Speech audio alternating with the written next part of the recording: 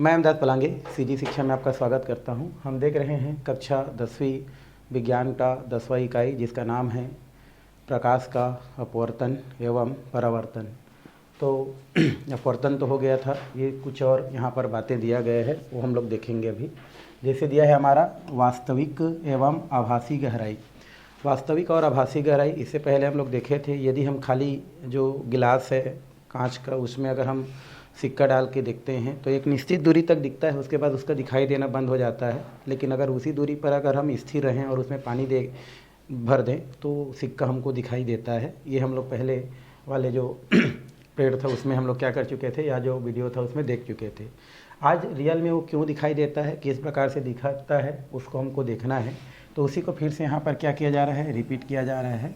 यहाँ पर एक क्या है, हमारा माध्यम है, यहाँ पर जो है द्रव माध्यम है, और उस द्रव माध्यम में यहाँ पर क्या किया गया है, सिक्का को क्या किया गया है, डुबाया गया है। ठीक है, तो यहाँ पर सिक्का डुबाया गया है, और ये जो सिक्का है वो हमारे पृष्ठ सतह से कितना गहराई पर है, तो यहाँ पर ए से लेकर के कहाँ तक, ये पी के गहराई तक क्या किया गया है, इसको डुबाया गया है ना। तो यहाँ पर इसकी गहराई कितना है भाई, गहराई मतलब एच से दर्शाते हैं यहाँ पर। तो ये जो सिक्का रखा गया है, इस सिक्का को हम लोग जो है, और जो भी माध्यम है हमारा द्रवी माध्यम, उसमें ए से पी गहराई तक क्या किया गया है, उसको डुबाया गया है। अब इसमें क्या होता है, ये जो पृष्ठ सतह पर हमारा बिंदु क्या होता है, हमारा जो क्यू होता है, उस बिंदु क्यू से आपका जो क्या होता है, जो प्रकाश होता है, ये प्रकाश आपका क्या करता है, सघन माध्यम से क्या करता है, आपका विरल माध्यम में क्या करता है, प्रवेश करता है। ठीक है, तो यहाँ पर सघन माध्यम से क्या करता है, ये विरल माध्यम में प्रवेश करता है। तो बिंदु क्या है, हमारा क्यू है, और उस बिंदु क्यू पर जो प्रकाश का किरण होता है, ये प्रकाश का किरण क्या करता है, सघन माध्यम से क्या करता है, आपका विरल माध्यम में क्या करता है भाई, प्रवेश करता है। और फिर ये हमारा क्या हो जाता है आपका आगे विरल माध्यम में क्या हो जाता है, आपका अपरिवर्तित हो जाता है। यहाँ पर क्या हो गया, हमारा अपरिवर्तित हो जाता है। तो यहाँ से हम क्या कर सकते हैं, बोल सकते हैं कि हमारा क्या है, एक माध्यम है, द्रवी माध्यम, या एक कांच का पात्र है जिसमें पानी भरा है, उसमें सिक्का जो है हमारा एपी जो क्या है, हमारा गहराई है, वहाँ तक क्या हुआ है, उतनी गहराई पर क्या हुआ है, वो डूबा हुआ है। यदि हम बिंदु क्या लेते हैं, क्यू लेते हैं, तो उस बिंदु क्यू पर बात करें या बिंदु क्यू से बात करें, तो हमारा जो प्रकाश का किरण क्या करता है, हमारा ये जो है सघन माध्यम से क्या करता है, आपका विरल माध्यम जो क्या होता है, उसमें क्या हो जाता है, आपका अपरिवर्तित हो जाता है, या आपका क्या हो जाता है, चला जाता है। तो इस तरीके से आपको दिखाई देता है। अब बिंदु हम लोग क्या करते हैं, जो क्या हमारा क्यू होता है, जब यहाँ से हम क्या करते हैं, यहाँ से देखते हैं, तो हमको लगता है कि प्रकाश किरण यहाँ से नहीं आ रहा है, बल्कि एक अन्य माध्यम यहाँ हमारा क्या होता है, P1 होता है, यहाँ से वो आता हुआ क्या होता है, प्रतीक होता है। तो यहाँ से यहाँ का आपका दूरी क्या होता है, आपका H होता है, जो वास्तविक उसका गहराई होता है, और यहाँ से यहाँ आपका जो होता है वो ये स्मॉल एस से क्या करता है, प्रदर्शित करता है। तो यहाँ पर देखने से हमको कैसे पता चलता है भाई कि जो किरण है वो यहाँ से नहीं आ रहा है, बल्कि कहाँ से, हमारा यहाँ से आपका आ रहा है। इस प्रकार से क्या होता है, प्रतीक होता है, और इस प्रकार से हमको क्या हो जाता है, जो आपका यहाँ से जो सिक्का दिखाई देता है, रियल में वो सिक्का वास्तविक सिक्का नहीं होता है, बल्कि उनका क्या होता है, आपका एक आभासी प्रतिबिंब होता है, जिसको हम वहाँ से क्या करते हैं, देखते हैं, और उस स्थिति में हमको वो दिखाई देता है। यहीं पर अगर हम क्या करते हैं, कभी लम्ब क्या कर देते हैं, n, और यहाँ पर n1 खींच देते हैं, तो इस स्थिति में क्या हो जाता है, आपका ये हो जाता है हमारा किसका मान, ये हो जाता है हमारा आपतन कोण, और यहाँ पर क्या हो जाता है, आपका एक जो है परावर्तन कोण को क्या करता है, सो करता है। ठीक है, तो यहाँ पर हम क्या कर सकते हैं, इसको बना सकते हैं, ये नहीं होगा क्योंकि हमारा अभिलंब सर बनता है।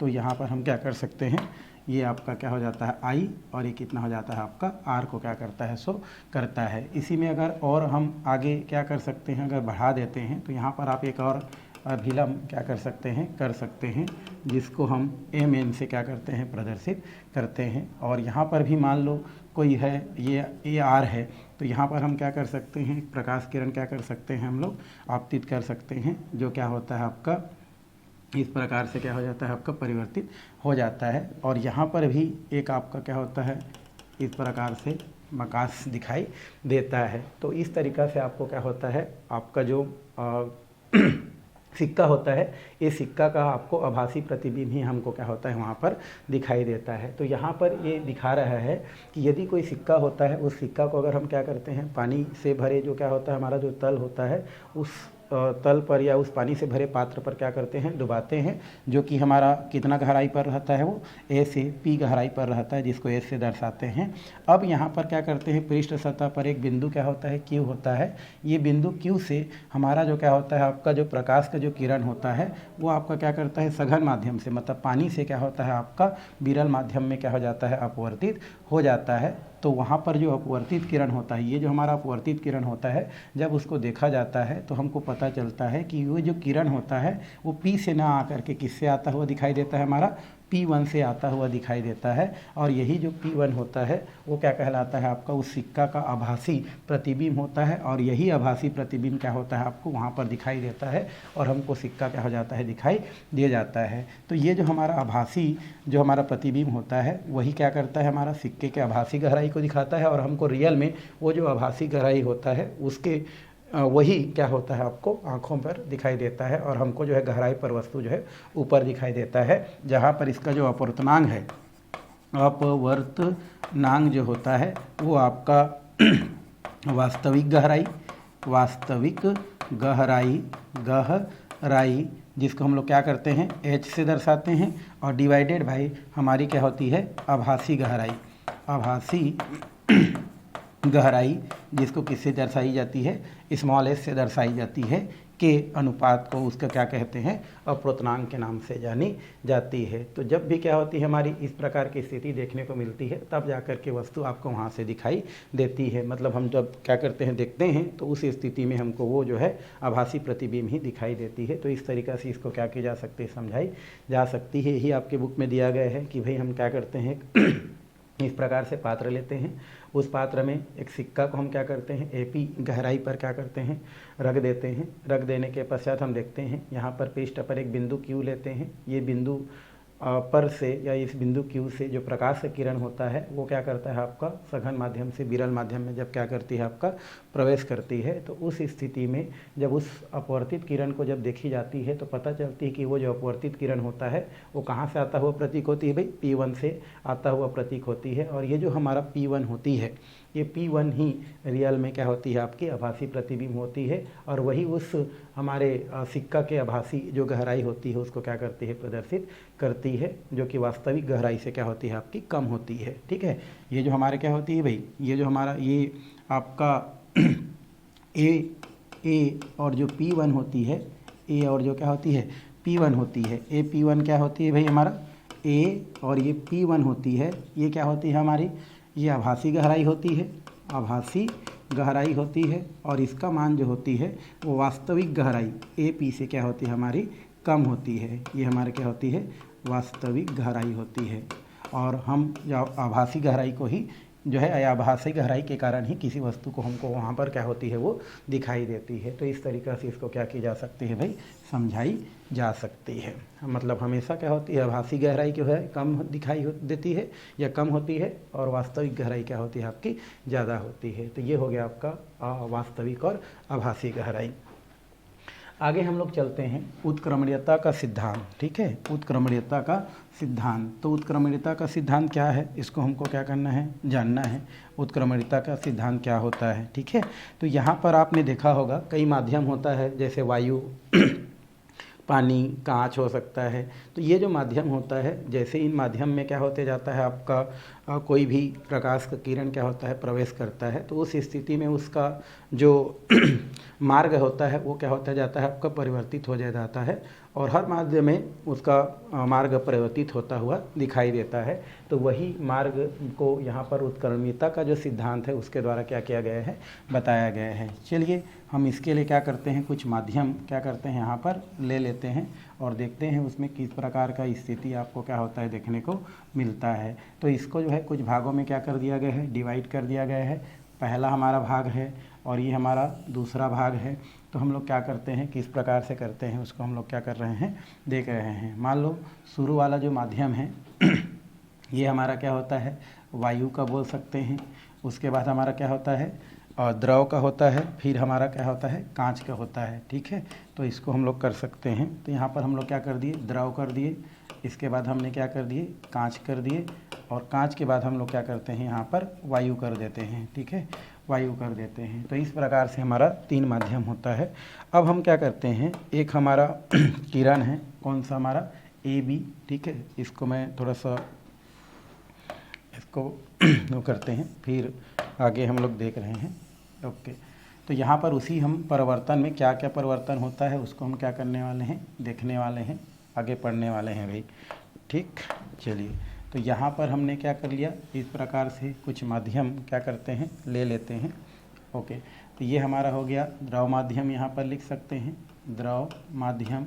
यहाँ पर हम क्या कर लेते हैं, हमारा ये हमारा जो है कांच का होता है, और ये हमारा किसका होता है, हमारा वायु का होता है।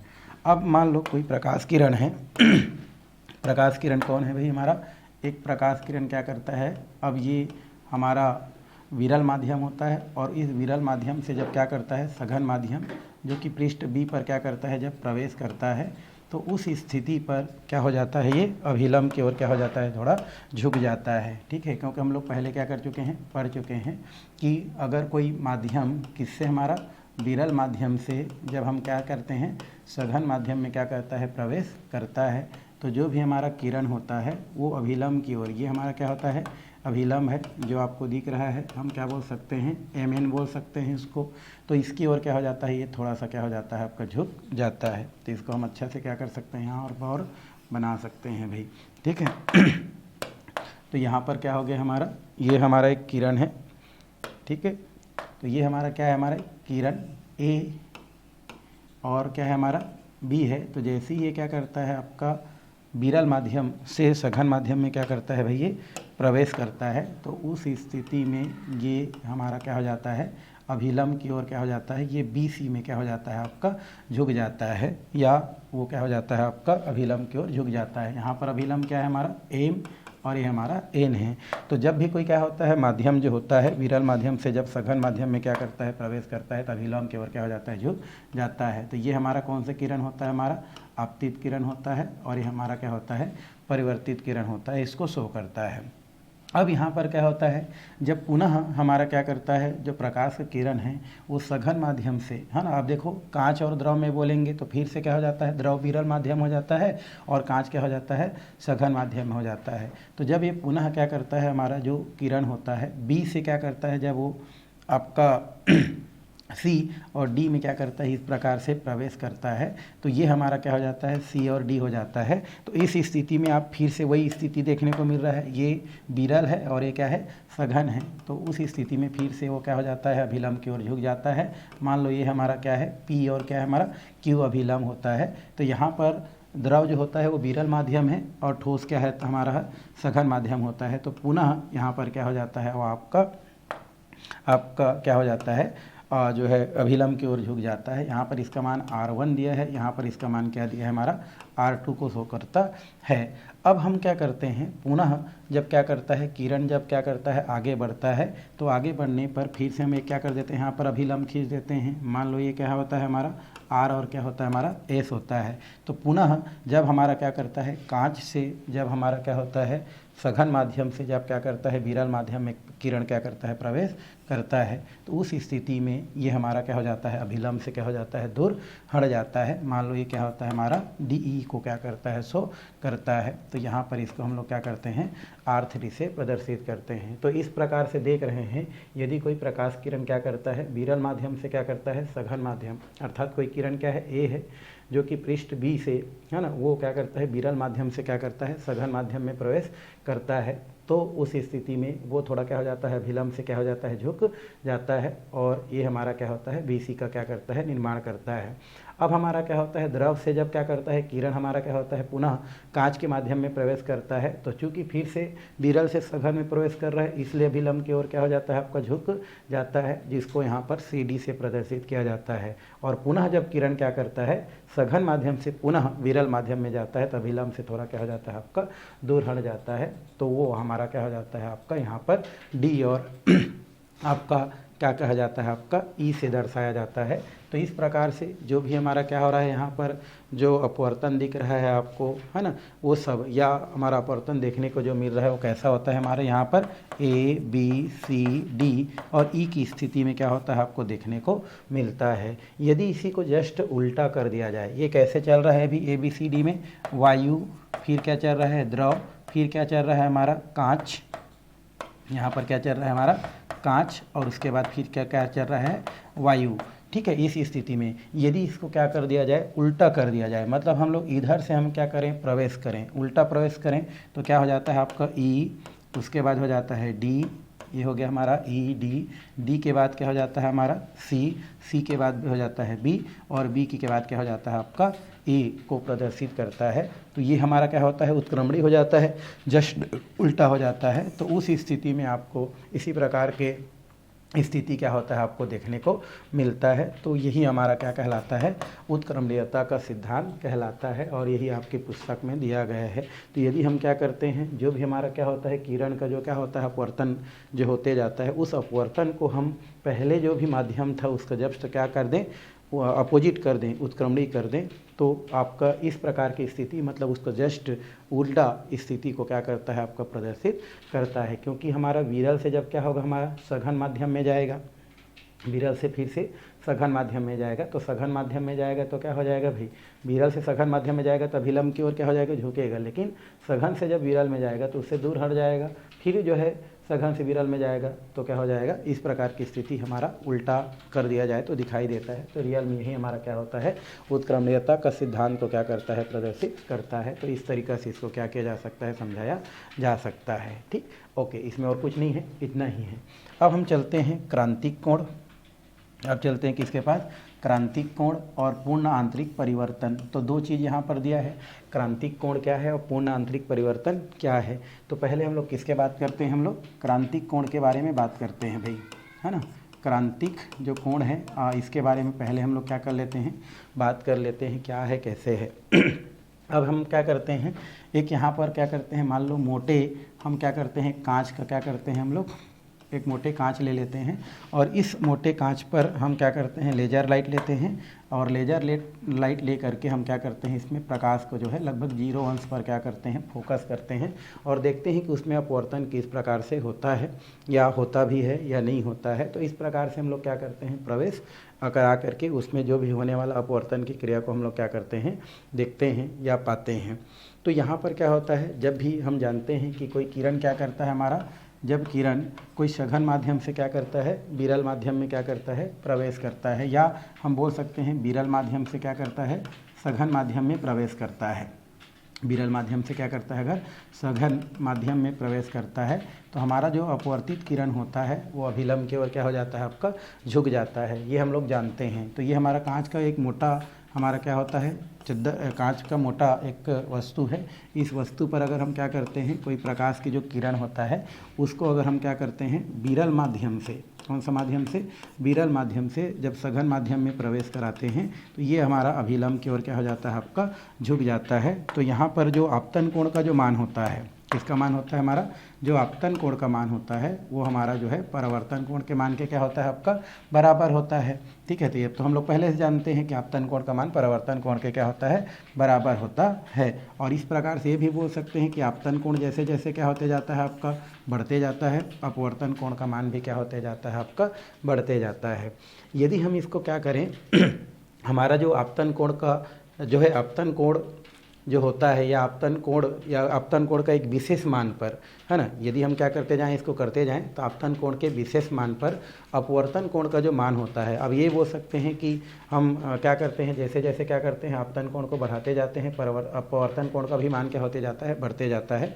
एक स्थिति है ना जिसमें आपतन कोण के मान का एक स्थिति ऐसे आता है, या आपतन कोण जो होता है उसका मान के लिए एक स्थिति ऐसे निर्मित होता है जिसमें अपवर्तन जो कोण होता है उस अपवर्तन कोण का मान कितना होता है, आपका 90 डिग्री हो जाता है। और उस स्थिति में अपवर्तित जो किरण होता है, अपवर्तित किरण जो है आपका जो है दोनों माध्यमों को जो पृथक करने वाली जो क्या होता है पृष्ठ होता है ना, उस पृष्ठ पर क्या हो जाता है वो आगे बढ़ जाता है। तो उस स्थिति में आपतन कोण जो होता है वो आपका क्रांतिक कोण के नाम से क्या किया जाता है, जाना जाता है। तो इसको यहाँ पर हम क्या कर सकते हैं, लिख सकते हैं, बता सकते हैं कि आपतन कोण के एक मान पर है ना, यहाँ पर हम लिखते हैं आपतन कोण के आपतन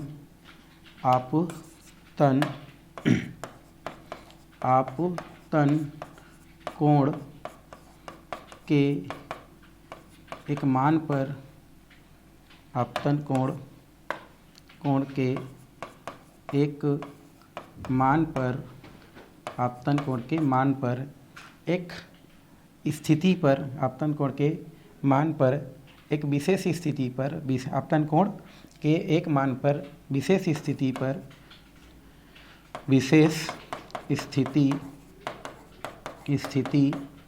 पर तो हमने क्या लिख दिया, आपतन कोण के एक मान पर एक विशेष स्थिति पर आपतन कोण के मान पर एक विशेष स्थिति पर एक विशेष स्थिति पर अपवर्तन कोण का मान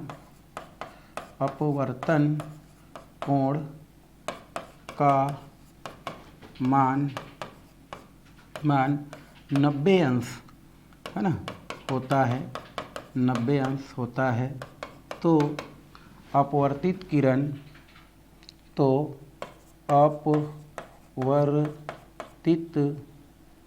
है ना, अपवर्तित किरण दोनों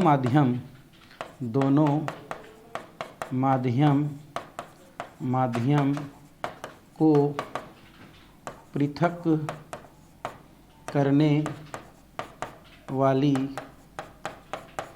पृष्ठ, दोनों माध्यमों को पृथक करने वाले पृष्ठ में क्या हो जाता है आपका अपवर्तित हो जाता है या चला जाता है। तो क्या लिखे हम लोग, आपतन कोण के एक विशेष मान पर एक विशेष स्थिति में यदि अपवर्तन कोण का मान क्या होता है 90 अंश हो जाता है, तो अपवर्तित किरण दोनों माध्यमों को पृथक करने वाले पृष्ठ पर क्या करता है, अपवर्तित हो जाता है, पृष्ठ पर परावर्तित हो जाता है या अपवर्तित हो जाता है, अपवर्तित हो जाता है।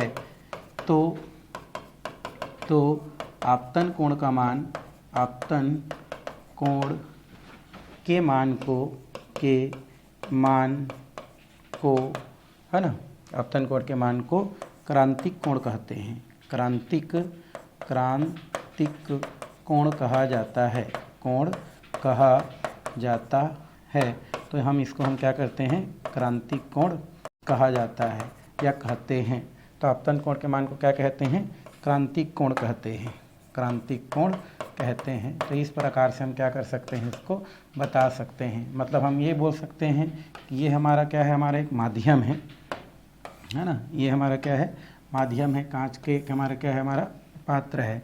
अब इसमें हम क्या करते हैं, अगर हम क्या करते हैं एक किरण को आपतित कराते हैं, इस प्रकार से हम क्या करें, इसमें हम क्या करते हैं आपतित कराते हैं और उस स्थिति में यहाँ पर एक हम क्या कर देते हैं, अभिलंब खींच देते हैं। तो यदि हमारा क्या हो जाता है, एक स्थिति में अगर अपवर्तन जो कोण होता है उस अपवर्तन कोण का मान कितना हो जाता है, हमारा 90 अंश हो जाता है। तो यहाँ पर जो भी क्या होता है आपतित किरण होता है वो हमारे इस दिशा में क्या होता है, दोनों माध्यम को पृथक करने वाली दिशा में क्या हो जाता है, वो अपवर्तित हो जाता है। तो उस स्थिति में यहाँ पर जो भी आपतन कोण बनता है, ये जो आपतन कोण क्या बनता है, आपतन कोण बनता है, वही आपतन कोण आपका क्या कहलाता है, आपका क्रांतिक कोण के नाम से जाना जाता है, क्रांतिक कोण कहते हैं। तो इस प्रकार से हम लोग बोले हैं कि आपतन कोण के एक मान पर एक विशेष स्थिति पर क्या हो जाता है, अपवर्तन का कोण का मान जब क्या होता है 90 अंश का होता है, तो उस स्थिति में जो भी हमारा क्या होता है आपतित किरण जो होता है, वो आपतित किरण दोनों माध्यम को पृथक करने वाले पृष्ठ पर क्या हो जाता है, अपवर्तित हो जाता है। तो उस स्थिति में आपतन कोण को हम क्या कहते हैं, जो है क्रांतिक कोण के नाम से जानते हैं, क्रांतिक कोण कहा जाता है। तो इसको हम लोग बोल सकते हैं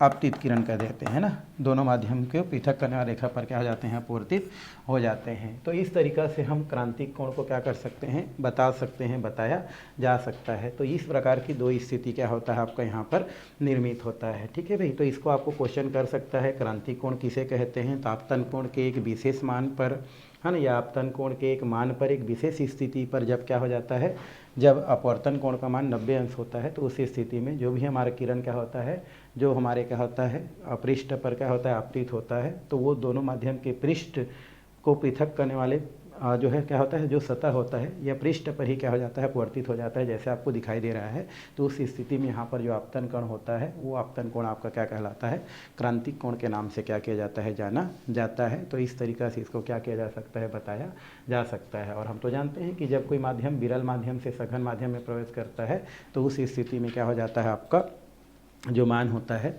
आपका बोल सकते हैं जो आपतन कोण है, अपवर्तन कोण का मान क्या होता है, आपका बराबर होता है। तो इस तरीक़ा से हम क्या कर सकते हैं, बता सकते हैं, इसको बताया जा सकता है। तो यहाँ पर ये कौन सा हो गया हमारा, क्रांतिक कोण। ठीक है, अब हम देखते हैं पूर्ण आंतरिक परिवर्तन। किधर देखते हैं भाई, पूर्ण आंतरिक परिवर्तन देखते हैं क्या है, कैसा है, उसको हम लोग थोड़ा सा बात करते हैं। पूर्ण आंतरिक परिवर्तन, पूर्ण क्या देखते हैं, आंतरिक परिवर्तन देखते हैं। पूर्ण आंतरिक परिवर्तन क्या होता है भाई, तो पूर्ण आंतरिक परिवर्तन का मतलब होता है, हम जानते हैं कि अगर कोई क्या होता है हमारा कोई किरण, अगर कोई क्या हमारा किरण है, प्रकाश का किरण, यदि वो क्या करता है आपका, जब विरल माध्यम से क्या हो जाता है आपका, विरल माध्यम से सघन माध्यम में प्रवेश करता है, तो हम जानते हैं कि वो क्या हो जाता है, अभिलंब की ओर क्या हो जाता है आपका, झुक जाता है। ये हमको पता है, ये हम पहले जानते हैं। यहाँ पर ये बोला जा रहा है कि यदि जो आपतन कोण का जो मान होता है, आपतन कोण का मान क्या होता है हमारा, जिसको आई से क्या किया जाता है, प्रदर्शित किया जाता है। किससे प्रदर्शित करते हैं भाई, यहाँ पर जो क्रांतिक कोण होता है उसको हम लोग प्रदर्शित करते हैं आई से या थीटा थे, है ना। यहाँ से आई हमारा क्या होता है, या तो थीटा बोल सकते हैं या तो आई, है ना, सी से क्या करते हैं, इसको प्रदर्शित करते हैं। तो यहाँ पर आपको बोल रहा है यदि आपका आपतन कोण का मान क्या हो जाता है, क्रांतिक कोण से क्या हो जाता है आपका, ज़्यादा हो जाता है। यदि आपतन कोण का मान क्या हो जाता है, क्रांतिक कोण से क्या हो जाता है, ज़्यादा हो जाता है, तो उस स्थिति में क्या हो जाता है, आपतन कोण जो होता है या अपवर्तन कोण जो होता है उसका मान 90 अंश से क्या हो जाता है, बढ़ जाता है ना, 90 अंश से क्या हो जाता है आपका, बढ़ जाता है। तो आपको क्या बोल रहा है, यदि हमारा जो आपतन कोण है, अर्थात हमारा जो क्या है, हमारा आई है, आई हमारा जो क्या है आपतन कोण है, यदि इसका मान आई सी मतलब क्रांतिक कोण, ये हमारा क्या है आपतन कोण, ये हमारा क्या है आपतन कोण, आपतन कोण का मान यदि क्या हो जाए, क्रांतिक कोण से ज़्यादा हो जाए, क्रांतिक जो कोण होता है क्रांतिक कोण से क्या हो जाता है, ज़्यादा हो जाता है, तो उस स्थिति में जो अपवर्तन कोण होता है, अपवर्तन कोण जिसका मान कितना होता है हमारा 90 अंश होता है, से क्या हो जाता है, वो अधिक हो जाता है, अधिक हो जाता है।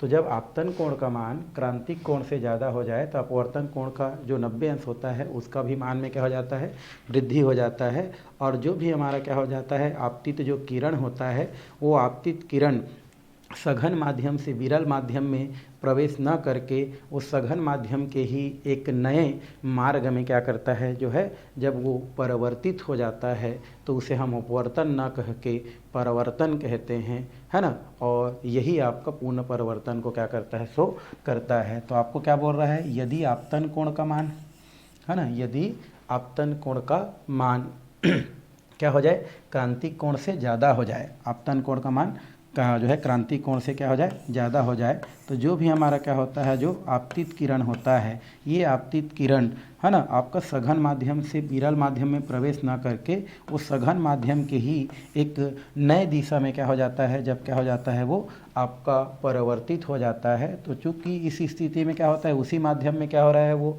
आगे जो है नए दिशा में जा रहा है, तो इसको अपवर्तन न करके क्या कहा जाता है, उसको परिवर्तन कहा जाता है। और इस प्रकार की स्थिति को हम क्या कहते हैं, पूर्ण परिवर्तन या पूर्ण आंतरिक परिवर्तन के नाम से जाना जाता है। तो यहाँ पर उसको इस प्रकार से क्या किया जा सकता है, परिभाषित किया जा सकता है। कैसे परिभाषित किया जा सकता है, तो भाई तो लिख सकते हैं आप, जब कोई प्रकाश किरण, जब प्रकाश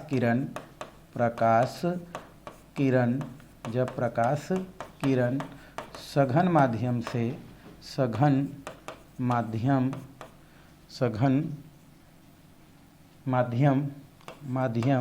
से विरल माध्यम में प्रवेश करता है और यदि आपतन कोण का मान क्रांतिक कोण से अधिक होता है। क्या होता है हमारा? क्रांतिक कोण से अधिक होता है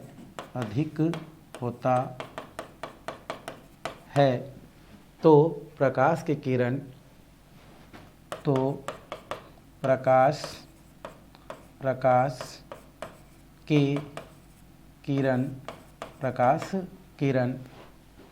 है ना, विरल माध्यम में प्रवेश न कर प्रकाश किरण विरल माध्यम में प्रवेश न करके उसी माध्यम में क्या हो जाता है? परावर्तित हो जाता है। पूर्ण रूप से क्या हो जाता है? पूर्ण रूप से क्या हो जाता है? तो उसी माध्यम में क्या हो जाता है? उसी माध्यम में पूर्ण आंतरिक परिवर्तन हो जाता है। पूर्ण रूप से आंतरिक परिवर्तन हो जाता है। तो इसको हम ऐसे भी लिख सकते हैं, तो प्रकाश की किरण विरल माध्यम में प्रवेश न करके उसी माध्यम में परावर्तित हो जाता है या उसी माध्यम में, है ना, माध्यम में प्रवेश न करके उसी माध्यम में नए, है ना, उसी माध्यम में नए दिशा में क्या हो जाता है? परिवर्तित हो जाता है। माध्यम में परिवर्तित हो जाता है, लिख देते हैं, परावर्तित हो जाता है। पूर्ण न परिवर्तित हो जाता है, पूर्ण आंतरिक परिवर्तित हो जाता है। माध्यम में पूर्ण रूप से है ना, आंतरिक पूर्ण रूप से परिवर्तित हो जाता है। पूर्ण रूप से परिवर्तित हो जाता है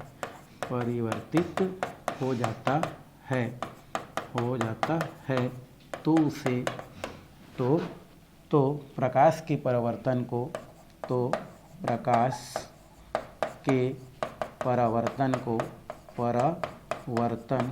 को पूर्ण आंतरिक परिवर्तन कहते हैं। पूर्ण आंतरिक क्या कहते हैं हम लोग? परावर्तन कहते हैं। तो इस तरीक़ा से हम क्या कर सकते हैं? पूर्ण आंतरिक परिवर्तन को क्या कर सकते हैं?